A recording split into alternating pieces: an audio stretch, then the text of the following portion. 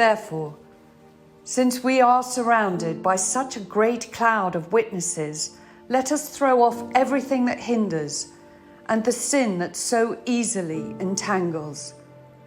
And let us run with perseverance the race marked out for us, fixing our eyes on Jesus, the pioneer and perfecter of faith.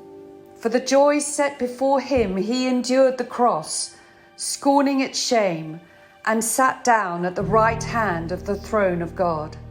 Consider him who endured such opposition from sinners, so that you will not grow weary and lose heart.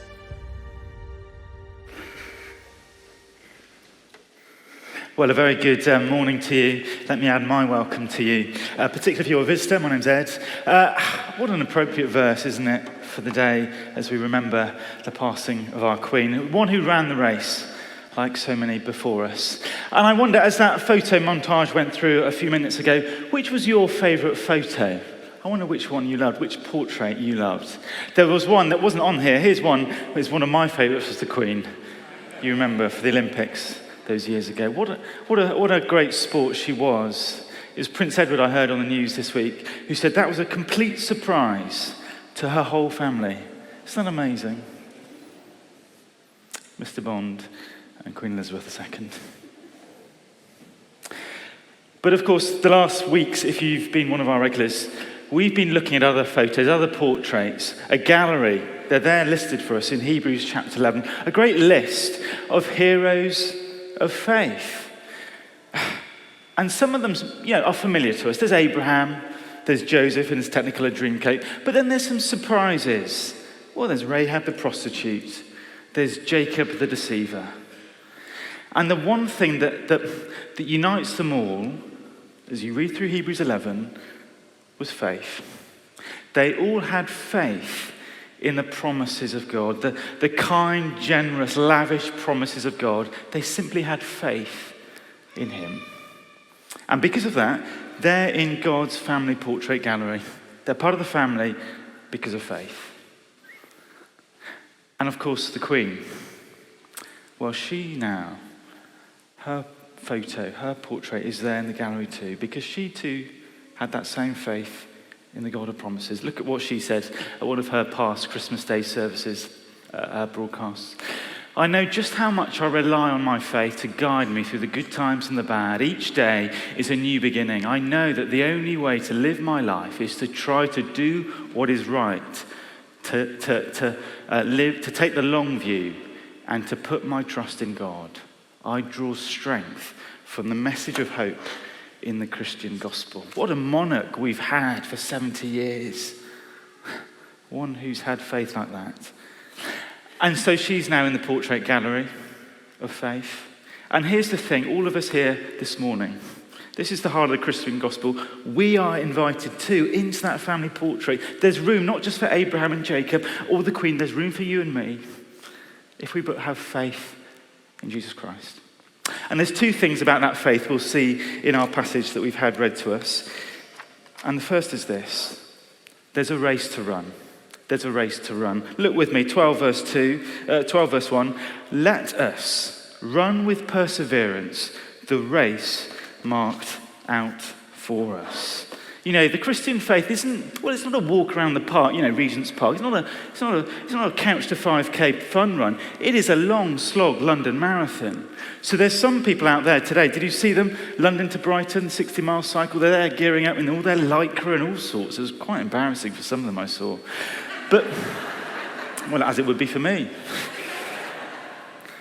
But the thing they'll need is perseverance. I got chatting to someone munching on a pan of chocolate. I said, how are you feeling? She said, all right, until the hill. And then it's going to get really difficult.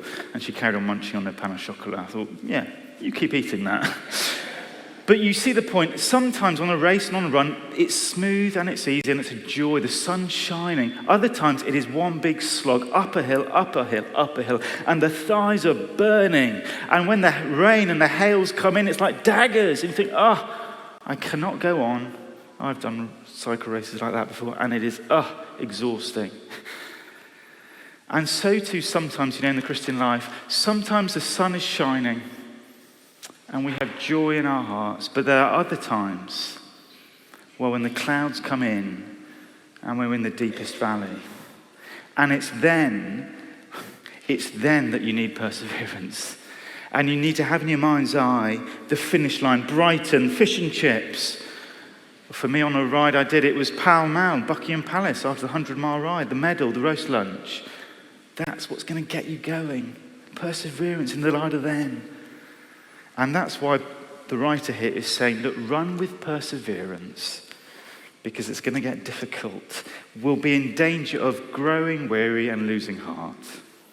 And so I wouldn't be surprised if there's a good number of us this morning, for all sorts of reasons, know that feeling of weariness, of losing heart. You're not just the last couple of years with COVID, and not just the political worldwide turmoil, but also now the loss of our Queen. And not to mention the clouds there'll be in your life and my life that perhaps nobody else knows.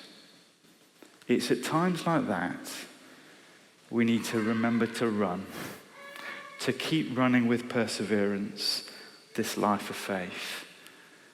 And it's a race we don't do on our own. Notice that? Let us run with perseverance. The road marked out for us. This is a team effort. We're a running team. Did you know that, HTC? We're a running team together. And your Connect groups, if you're part of those, that's part of your running team. We need one another for this road. So today, this Sunday morning and tomorrow morning, well, it's another day.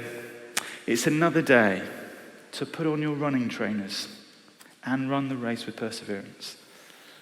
The Queen did, and we're called to do the same. That's the first big thing. There's a race to run. But secondly, well, look, there's a face to gaze upon. Look at our verse, how it continues in 12 verse 2. Let's fix our eyes on Jesus, the pioneer and perfecter of our faith.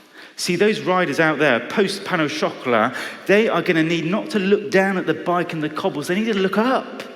They need to keep looking ahead at the crowd, at the views, at the sea, at the finish line. They need to look up and look ahead. That's what's going to keep them going. And so too with us in the Christian life. It's not about looking within. It's about looking up at him, Jesus Christ, by faith, the great object of our faith. That's what it's about. We have the writer here pleading with us. Look, Ed, HTC, those in Clapham, please, won't you set the eyes of your heart, your deepest longings, not upon Elizabeth II, wonderful though she was, but on the ultimate sovereign, the true King of heaven. Set your heart on him, we're told.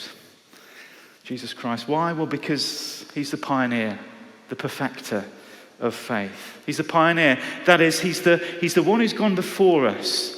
And if you're a cyclist, you're in a peloton, what do? You get in behind the leader and you follow in his slipstream. You go where he's been.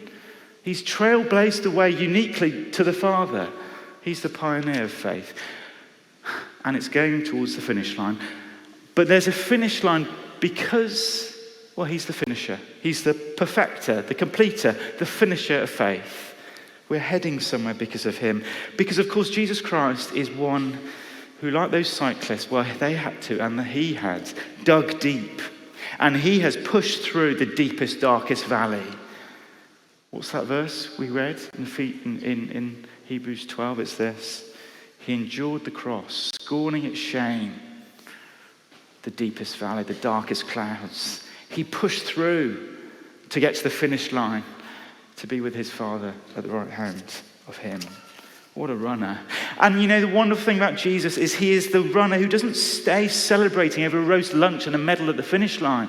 He's the runner who comes back down the track to you and me by his Spirit, and he walks step by step with us to get us back to the finish line. He will carry us to the line. He will get us home. He's that sort of runner, a pioneer and a perfecter, your perfecter, the Queen's perfecter. He's done it for her because of her simple leaning upon him by faith. Can I close by telling you about one runner, a real runner, who met the Queen, to whom the Queen gave an MBE some years ago. He's called Alistair Brownlee. He's got a younger brother called Johnny Brownlee, Yorkshireman. Don't know if we've got any Yorkshiremen in the house. I hope so. Great accent. But Alistair Brownlee, amazing triathlete, Olympic gold medalist. But there was a World Triathlon Championships a few years ago where his younger brother Johnny is leading. He's in front. Johnny is flagging though. The last 500-600 meters, his knees are buckling. His head, you watch the video, his head is all over the shot. He's literally about to collapse, crumpled to the ground. And then just before that moment, his older brother, Alistair, comes around the corner and he sees him.